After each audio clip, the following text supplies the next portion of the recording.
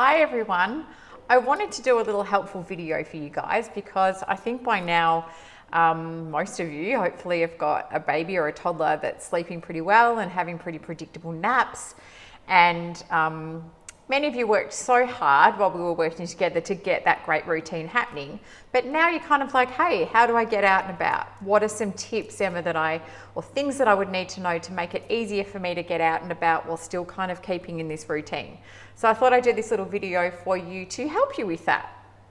Let's chat through first younger babies. So younger babies are obviously going to be on 3 naps a day. Now, good times to get out and about is for the first nap, say that kind of 9 o'clock-ish nap, or the third nap. So if your baby still sleeps well in the pram, which many younger babies do, take them for a walk at that time. By all means, they can have that first nap in the pram. That's not a problem at all. The third nap, which is often a harder one to achieve anyway, right? Because it's not in that biological nap window and it can be tricky. So that is a great one to take them for a walk. And even if they just have 15 minutes in the pram, then that will get them through to the evening. Or if they sleep well in the car, pop them in the car for the first nap and let them have their sleep in the car for the first nap on your way to an appointment or on the way to see a friend or family. Third nap, that's great for as well. The nap really, as you can probably guess, the one I'm most protective over is the lunchtime nap. It's the most important nap of the day. That one I tend to not, if you can help it, that's not get out and about. That's the one that's great if you can be home for your baby to nap in their fantastic sleeping environment, nice and dark with the white noise going. That's where they're going to have the most deepest restorative sleep. So that's probably the one I'm most protective about. Now, let's think about when babies are getting older, so around the 7 or 8 month mark. That's when they're going to pretty much have dropped that third nap. Yay, because that's exciting, because then the afternoon opens up for you and you've got a lot more time to plan and do stuff. So that's one great thing as they get older. But it's the same sort of thing for younger babies. Go out and about with that first nap. Pop them in the car. If they still sleep in the car, let them have the first nap in the car or let them have the first nap in the pram. If you're lucky enough to still have a baby that sleeps in the pram, a lot of older babies don't, by all means, go out for lunch and let them have a bit of a nap in the pram. No big deal if they don't sleep that long. Just pop them to bed earlier that night. It's not such a big deal. And hang on, I hear you guys ask, you're probably thinking, can I ever go out for lunch, Emma? Can I ever go out at lunchtime? And the answer is, of course you can. It's like, life happens, right? And you might have an appointment at 12:30 or 1, right when your baby's meant to be sleeping. The trick around that is just let them have a longer morning sleep that morning. No big deal. Let them have a big morning sleep for as long as they'll take them out to the appointment. They have their, go home and let them have the second half of their lunchtime nap at home. Or if they completely miss a nap one day, yes, they're going to be cranky pants all afternoon, but you will be able to get them to bed earlier that night. So it's not such a big deal.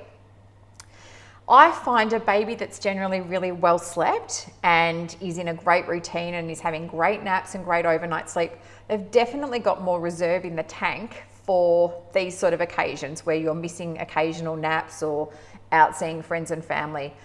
Babies that don't know how to sleep well in the first place, they're the ones that really, really struggle when you're trying to get out and about. So you guys are going to be okay. And finally, what about going out for dinner? How many of you haven't been out for dinner for months and months and months? So now is the time, guys.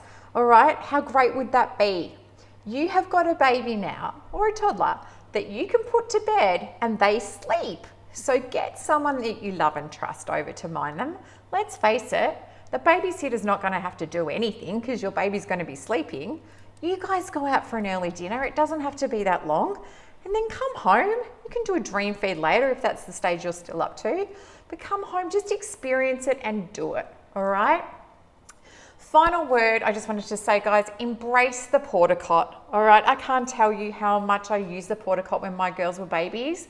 It is the key to, if you're going over to someone's house, take the porta cot with you, set up, a room in, just say to your family or your friends whose house you're going to, hey, my baby's going to need a nap when we're at your house. So you might be at a barbecue that afternoon or something. take your grow blinds or something that you can put over the window. When my girls were little, I used to have this massive big king size black sheet that I bought from Spotlight, and I used to get very creative with that. I used to take tape around and tape it all over my friends' blinds and curtains in my mum's house and everything. But it did the trick, you know. The idea is to make the room darker, obviously, and it did do the trick. I'd take my white noise machine, I'd take their little comforter toy, and I'd just pop them in the porta cot and let them have a nap at my friend's house. It was no big deal.